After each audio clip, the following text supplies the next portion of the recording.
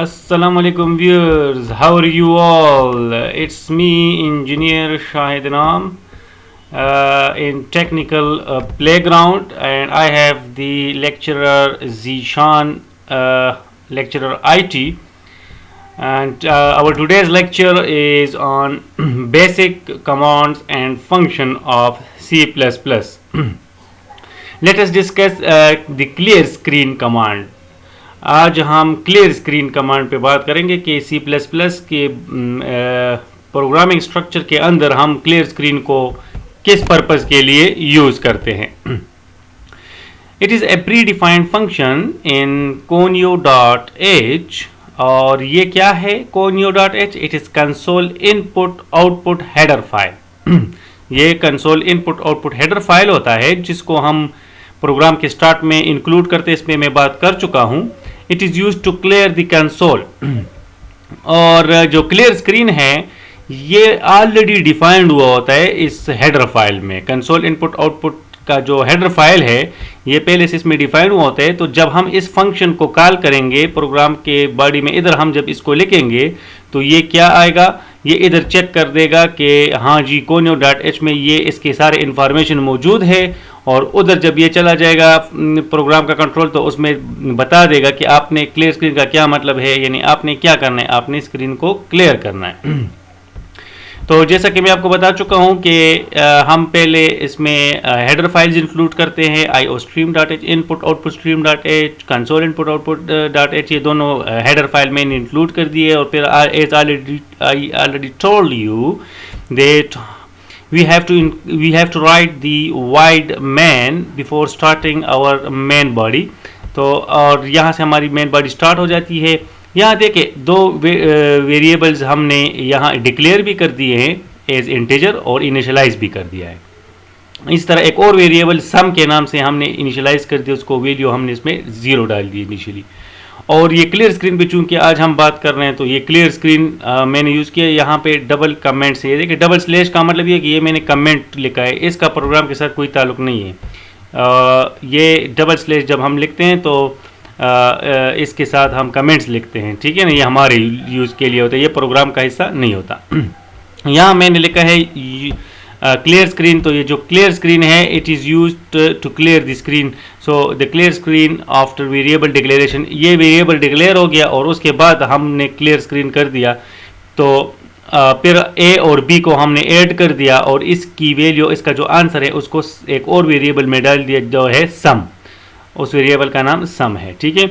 और फिर हम जब सी आउट के साथ सम को डबल कोट्स में लिखेंगे तो सम एज इट इज़ प्रिंट होगा स्क्रीन पे. ये इसका आउटपुट इस तरह होगा, ये देखिए सम और सम के साथ फिर बगैर डबल कोट्स के, यहाँ पे डबल कामास के, जब हम यहाँ पे सम इस तरह लिखेंगे इन कामास के बगैर जब हम इसको लिखेंगे तो ये इसकी वैल्यू को प्रिंट करेगा. तो सम की वैल्यू क्या होगी 10 + 20. तो यहाँ पे हमारे पास स्क्रीन पे 30 आ जाएगा. क्लियर हो गई बात. Then we have to write the get character and close the programme.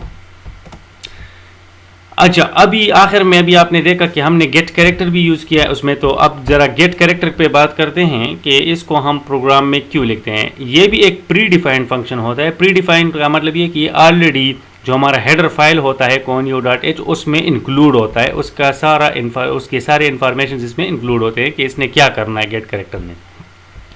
It will tell to the console wait for some time until a key is hit given after running of time.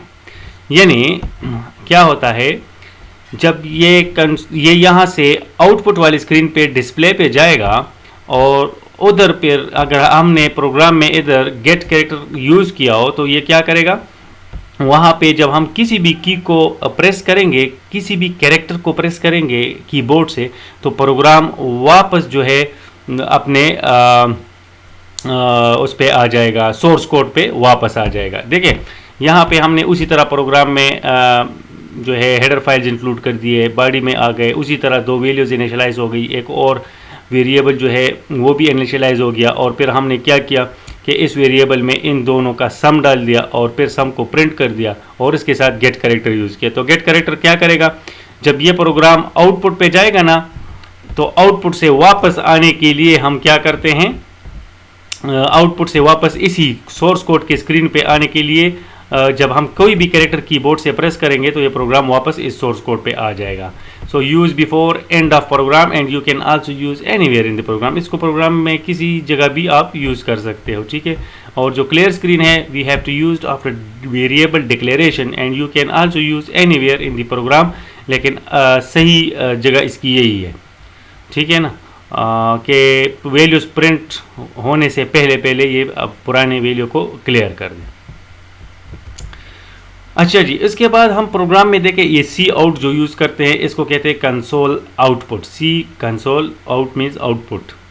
Function in C plus plus is use for print message और data on screen. और ये किस लिए use होता है, इसको हम screen पे कोई वैल्यू प्रिंट करनी हो या कोई message as it is print करना हो तो हम सी आउट यूज़ करते हैं।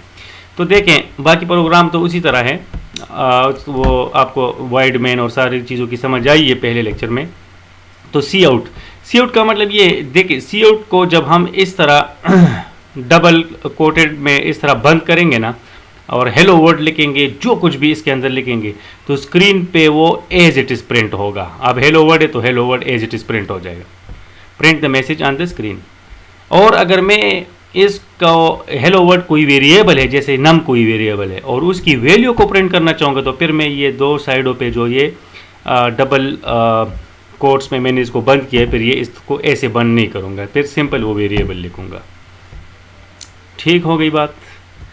अच्छा जी, अभी ज़रा बात करते हैं सी इन पे। तो सी इन है कंसोल इनपुट। अगर हमने यूज़र से कोई वैल्यू लेनी हो तो उसके लिए हम सी इन यूज़ करते हैं। देखें यहाँ पे हमने सी आउट में लिखा इंटर एनी नंबर, तो ये स्क्रीन पे एज इट इज़ प्रिंट हो जाएगा क्योंकि इसको मैंने डबल कोट्स में लिखा है, तो ये एज इट इज़ प्रिंट हो जाएगा, इंटर एनी नंबर। फिर क्या होगा, फिर ये यूज़र से एक नंबर लेगा, लेकिन हमने जब लिखा सी इन और नम लिखा तो it will except one value from keyboard. ये कीबोर्ड से यूज़र से कोई वैल्यू लेगा, तो यूज़र अब कोई भी वैल्यू जब स्क्रीन पे प्रिंट करेगा, कोई भी वैल्यू जब वो कीबोर्ड से लिखेगा तो वो वैल्यू कहाँ पे आएगी, वो वैल्यू जाके नम जो वेरिएबल आपने डिक्लेयर किया है उसमें जाके स्टोर हो जाएगी। और फिर जब दोबारा मैं सी आउट लिखूंगा कि नंबर इज़, तो नंबर इज़ तो एज इट इज़ प्रिंट हो जाएगा इसकी वजह से। जबकि नम जब करूँगा तो फिर नम की वैल्यू प्रिंट होगी इस दफ़ा, क्योंकि नम को अगर मैं इस तरह डबल कॉमास में इन्वर्टेड कॉमास में डबल में मैं बंद करता तो फिर नम ही आ जाता, लेकिन इसको मैंने इस तरह लिखा है तो फिर ये नम की वैल्यू को प्रिंट करेगा, दैट इज़ 100। क्लियर हो गई बात। यानी यूज़र से कोई वैल्यू लेनी हो सी इन करना है और वो वैल्यू उस वेरिएबल की वैल्यू प्रिंट करनी हो तो फिर उसको इस तरह करेंगे हम प्रिंट। अच्छा जी, फिर जो है इसमें ये हर स्टेटमेंट प्रोग्राम में हर स्टेटमेंट के एंड पे हम सेमीकोलन लगाते हैं। ये semicolon, the semicolon and the command and it is also called statement separator. कि एक स्टेटमेंट जब ख़त्म हो गया और दूसरा स्टेटमेंट स्टार्ट करना है तो पहले सेमीकोलन डालोगे, अगर सेमीकोलन नहीं डालोगे तो वो इसको एक ही स्टेटमेंट कंसिडर करेगा फिर। और अगर कहीं हमसे सेमीकोलन मिस हो जाए प्रोग्राम में तो फिर क्या होगा, जब हम प्रोग्राम को एग्जीक्यूट करेंगे ना तो ये आपको एरर देगा और प्रोग्राम एग्जीक्यूट नहीं होगा। जैसे कि यहाँ पे मैंने एक सेमीकोलन मिस किया हुआ है तो इधर ये देखिए स्टेटमेंट मिसिंग का मैसेज आया हुआ है। तो सेमीकोलन हर स्टेटमेंट के एंड पे लाजमी होगा। Thanks for watching. Please comment, like and subscribe our channel for further videos. और वीडियो के बारे में, लेक्चर के बारे में कोई कमेंट हो तो कमेंट ज़रूर कीजिएगा।